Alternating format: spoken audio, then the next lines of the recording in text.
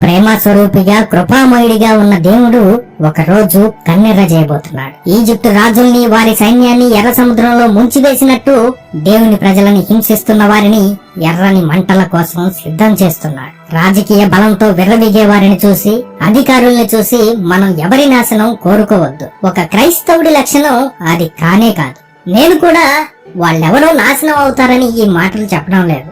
మన దేవుని గొప్పతనాన్ని ప్రకటిస్తున్నాను. దేవుని ప్రజలని హింసించడం కోసం బయలుదేరిన వారిని చూసి దేవుడు ఊరుకోడు అని చెప్తున్నాను. పరిస్థితిని బట్టి ఆయన మౌనంగా ఉన్నాడనిపించవచ్చు, క్రైస్తవులకు న్యాయం చేయడం లేదనిపించవచ్చు. కానీ ఆయన మౌనంగా ఉండే దేవుడు కాదు. తన ప్రజల బాధల్ని చూసి సంతోషించే దేవుడు కానే కాదు. నా దేవుడు ఈ చట్టాల కంటే గొప్పవాడు, ఈ అధికారుల కంటే గొప్ప సర్వాధికారి, కోటాను కోట్ల సైన్యములకు అధిపతి. ఆయన తప్ప ఇంకో దేవుడు లేడు అన్న దేవుడు ఆయన. ఈ భూమిని, ఈ దేశాన్ని నాశనం చేయడం ఆయనకి నిమిషం చాలు. ఈ సృష్టిలో ఉన్న ప్రతిదీ ఆయనకు లోబడుతుంది, లోబడాల్సిందే.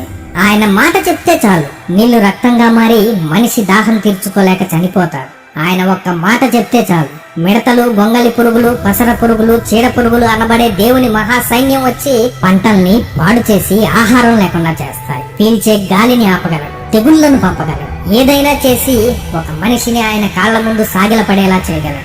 ఆ కార్యం సమీపించింది కాబట్టే లోకంలోని పరిస్థితులు ఇలా ఉన్నాయి. ఒకరోజు భూజనులంతా ఆయనను చూసి గుండెలు బాదుకుంటారు. యేసుక్రీస్తే దేవుడని ప్రతి మోకాలు ఆయన ముందు వంగే రోజులు చాలా సమీపంగా ఉన్నాయి కాబట్టే అపవాదికి సమయం లేదు అని వాడు సృష్టిస్తున్న పరిస్థితులు.